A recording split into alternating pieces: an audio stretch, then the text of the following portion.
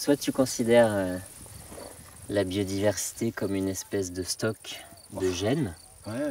Et donc là, tu as une espèce de grand magasin avec des gènes que tu vas pouvoir prendre et réassembler pour faire des nouvelles variétés OGM ou pas OGM. Soit tu considères que la biodiversité, c'est aussi les gens, leur culture.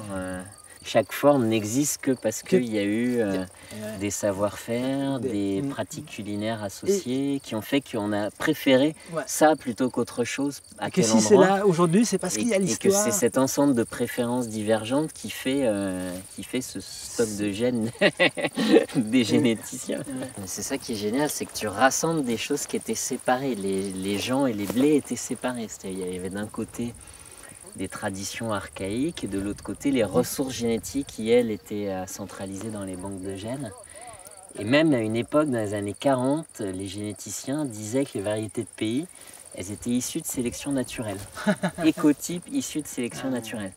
Et donc en disant naturel, on évacuait complètement tout le travail des paysans qui avaient fabriqué ces variétés. Et donc, c'était pas de la sélection naturelle, c'était de la sélection paysanne dans des lieux différents, etc. Et donc, en faisant ça, les scientifiques d'il y a 60 ans, ils prenaient un pouvoir sur les paysans en gommant tout ce qu'ils avaient fait, et ça permet de purifier d'un côté des paysans qui n'ont rien fait, et de l'autre les ressources qui deviennent des outils pour le laboratoire, quoi.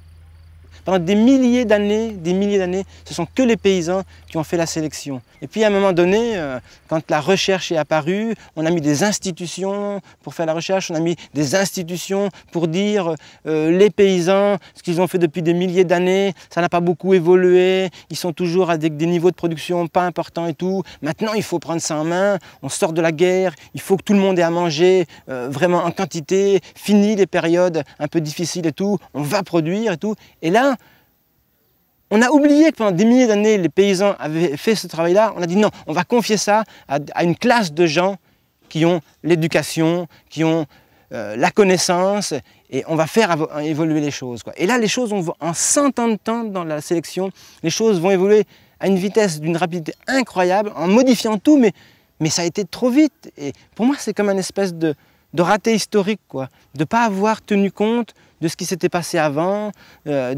finalement d'une grande sagesse, même si elle était peut-être...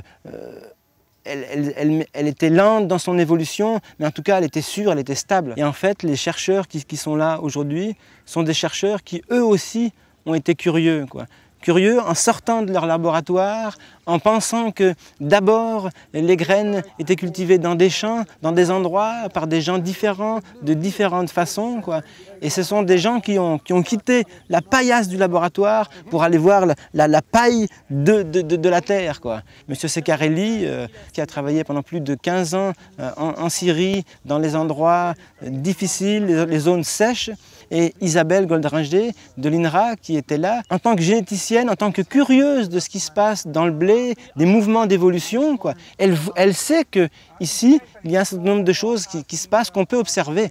Et c'est ça une vraie chercheuse.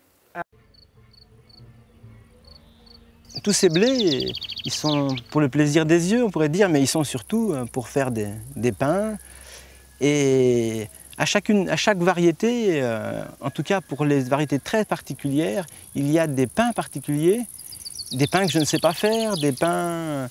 Et donc, ce qui m'intéressait aussi, c'était de voir quel pain était fabriqué avec ces céréales. Et forcément, des variétés qui viennent d'ailleurs, ça veut dire des savoir-faire qui sont liés à ces variétés, savoir-faire qu'on ne peut pas avoir ici, Et pour ça, pour découvrir ce savoir-faire, il n'y a rien de mieux que finalement de faire venir les gens sur place, de leur faire mettre les mains dans la pâte, de les faire travailler et puis de leur demander mais pourquoi vous faites ce geste, comment vous arrivez à faire du pain avec ce blé qui est si différent d'une autre et pourquoi vous faites un pain plat, pourquoi vous faites... Et là on s'aperçoit le génie, parce que c'est vraiment un génie humain qui est lié autour de cette variété-là, pour arriver chacun à utiliser cette variété, ces variétés de blé, et quand même faire des pains, mais qui vont ressembler finalement à ce que portent le blé à l'intérieur de lui, quoi. Les gens ont eu le génie de s'adapter à ce qu'il y avait à l'intérieur pour en faire quelque chose et qui fait la diversité des pains, quoi. Parce qu'il y a la diversité des blés et il y a la diversité des gens et des milieux. Il y a des choses que je me disais, mais pourquoi on n'a pas pensé à ça, nous? Quand on travaille le pain de seigle, ça colle après les mains. Moi, je ne travaille plus du pain de seigle parce que ça me colle toujours après les mains et je trouve ça vraiment désagréable, quoi. Et là, j'ai vu la portugaise qui, au lieu de toucher le pain, elle le laissait dans une petite écuelle, elle mettait un peu de farine et elle le faisait sauter comme ça, quoi, pour ne pas avoir à lui toucher aux mains. Et je me suis dit, mais pourquoi je n'ai pas pensé à ça? Et puis de l'autre côté, je vois la palestinienne qui met de l'huile dedans. Et d'un seul coup, je vois la pâte qui s'étend, une magnifique couleur et tout. Maintenant, j'ai hâte de goûter le pain pour voir qu'est-ce que ça va être. Non. Elle va travailler encore jusqu'à ce que ça soit vraiment élastique. On va faire deux pains, un avec l'autre farine et l'autre avec la farine de Nicolas. D'accord. Juste pour voir. Okay.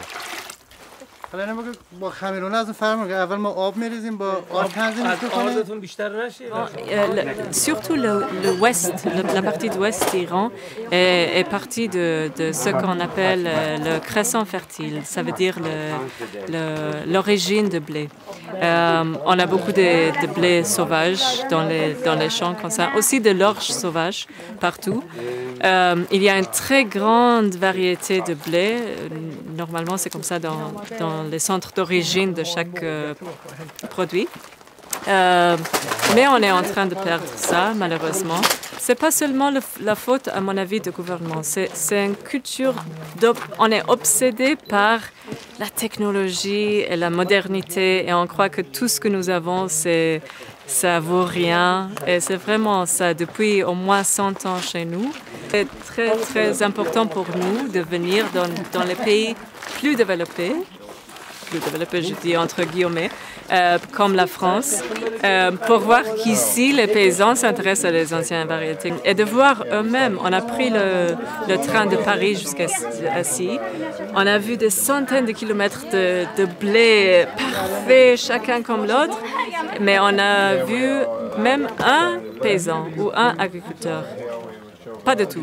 Il n'y a pas de personne. Je ne sais pas où ils sont les Français, mais ils ne sont pas dans les champs.